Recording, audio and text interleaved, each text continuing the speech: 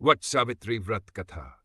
विवाहित महिलाओं के बीच अत्यधिक प्रचलित ज्येष्ठ कृष्ण अमावस्या के दिन आने वाले सावित्री व्रत की कथा निम्न प्रकार से है। भद्र देश के एक राजा थे जिनका नाम अश्वपति था। भद्र देश के राजा अश्वपति के कोई संतान न थी। उन्होंने संतान की प्राप्ति के लिए मंत्रोच्चारण के साथ प्रतिदिन 1,00,000 आहुतियां दी। 18 वर्षों तक यह क्रम जारी रहा। इसके बाद सावित्री देवी ने प्रकट होकर वर दिया कि राजन, तुझे एक तेजस्वी कन्या पैदा होगी। सावित्री देवी की कृपा से जन्म लेने के कारण कन्या का नाम सावित्री रखा गया। कन्या बड़ी होकर बेहद रूपवान हुई। योग्य वर न मिलने की वजह से सावित्री के पिता दुखी थे। उन्होंने कन्या को स्वयं वर तलाशने भेजा। सावित्री तपोवन में भटकने लगी। वहां साल्व देश के राजा द्युमत्सेन रहते थे, क्योंकि उनका राज्य किसी ने छीन लिया था। उनके पुत्र सत्यवान को देखकर सावित्री ने पति के रूप में उनका वर्ण किया। ऋषिराज नारद को जब यह बात पता चली तो वह राजा अश्वपति के पास पहुंचे और कहा, हे राजन, ये क्या कर रहे हैं आप? सत्यवान गुणवान है, धर्मात्मा है और बलवान भी है, पर उसकी आयु बहुत छोटी है, वह अल्पायु है। 1 वर्ष के बाद ही उसकी मृत्यु हो जाएगी। ऋषिराज नारद की बात सुनकर राजा अश्वपति घोर चिंता में डूब गए। सावित्री ने उनसे कारण पूछा तो राजा ने कहा, पुत्री, तुमने जिस राजकुमार को अपने वर के रूप में चुना है वह अल्पायु है। तुम्हें किसी और को अपना जीवन साथी बनाना चाहिए। इस पर सावित्री ने कहा, पिताजी, आर्य कन्याएं अपने पति का एक बार ही वर्ण करती है। राजा एक बार ही आज्ञा देता है और पंडित एक बार ही प्रतिज्ञा करते हैं और कन्यादान भी एक ही बार किया जाता है। सावित्री हठ करने लगी और बोली, मैं सत्यवान से ही विवाह करूंगी। राजा अश्वपति ने सावित्री का विवाह सत्यवान से कर दिया।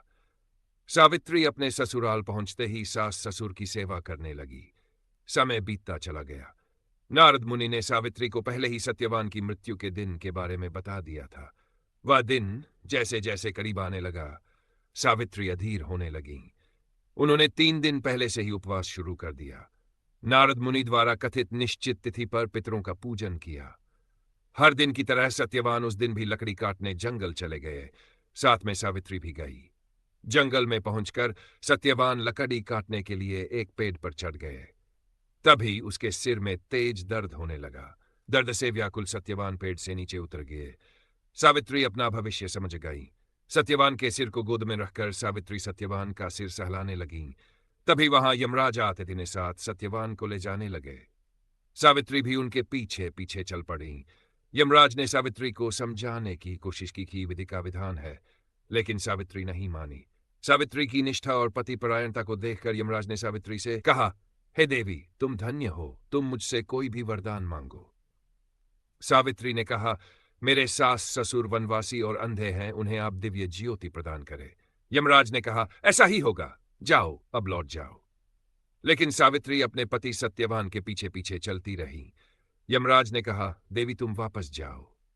सावित्री ने कहा, भगवन, मुझे अपने पतिदेव के पीछे पीछे चलने में कोई परेशानी नहीं है। पति के पीछे चलना मेरा कर्तव्य है। यह सुनकर यमराज ने फिर से उसे एक और वर मांगने के लिए कहा। सावित्री बोली, हमारे ससुर का राज्य छिन गया है, उसे पुनः वापस दिला दें। यमराज ने सावित्री को यह वरदान भी दे दिया और कहा, अब तुम लौट जाओ। लेकिन सावित्री फिर भी चलती रही। यमराज ने सावित्री को तीसरा वरदान मांगने को कहा। 3 इस पर सावित्री ने 7 संतानों और सौभाग्य का वरदान मांगा। यमराज ने इसका वरदान भी सावित्री को दे दिया। सावित्री ने यमराज से कहा, प्रभु, मैं एक पतिव्रता पत्नी हूं और आपने मुझे पुत्रवती होने का आशीर्वाद दिया है। यह सुनकर यमराज को सत्यवान के प्राण छोड़ने पड़े। यमराज अंतर्ध्यान हो गए और सावित्री उसी वटवृक्ष के पास आ गई जहां उसके पति का मृत शरीर पड़ा था। सत्यवान जीवंत हो गया और दोनों खुशी खुशी अपने राज्य की ओर चल पड़े। जब घर पहुंचे तो देखा कि माता पिता को दिव्य ज्योति प्राप्त हो गई है। इस प्रकार सावित्री सत्यवान चिरकाल तक राज्य सुख भोगते रहे। अतः पतिव्रता सावित्री के अनुरूप ही प्रथम अपने सास ससुर का उचित पूजन करने के साथ ही अन्य विधियों को प्रारंभ करें। वट सावित्री व्रत करने और इस कथा को सुनने से उपवासक के वैवाहिक जीवन या जीवन साथी की आयु पर किसी प्रकार का कोई संकट आया भी हो तो वो टल जाता है। अगर आप लोगों को ये वीडियो पसंद आई हो तो प्लीज चैनल को सब्सक्राइब करें, लाइक करें, शेयर करें और कमेंट में अपनी राय जरूर दें। अगर आप